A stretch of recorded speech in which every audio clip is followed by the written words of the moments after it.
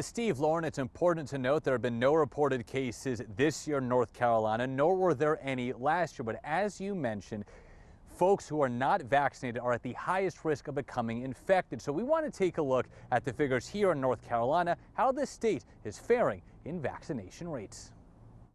Of all the current infectious diseases we have, measles is the most infectious one, substantially more infectious than flu, COVID, or RSV, meaning if I am infected and everyone around me were susceptible, something like 15 to 18 people around me would become infected. Dr. David Weber is an infectious disease specialist at UNC Medical Center and points to that high transmissibility as a concern.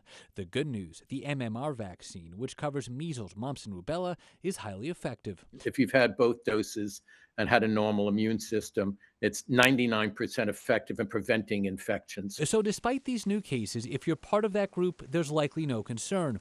However, for those who are not vaccinated or highly immunosuppressed, this latest outbreak is cause for attention. According to the CDC's kindergarten immunization coverage estimates, 94% of the state's kindergartners were reported up to date on their MMR vaccine last school year, slightly above the national rate of 93.1%. NCDHHS releasing data for required vaccinations amongst kindergartners in public schools last year.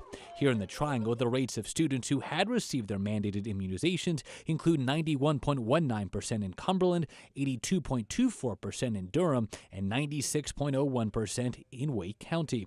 Amongst that group are students who received medical or religious exemptions. However, it's important to note that this encompasses vaccinations within 30 days of enrollment, meaning the true rates could in fact be higher. Further, the state has seen an uptick in immunizations, with the CDC finding between the 2020-2021 and 2021-2022 school years, North Carolina saw the 7th biggest jump in measles vaccinations amongst kindergartners, the largest increase of any state in the Southeast.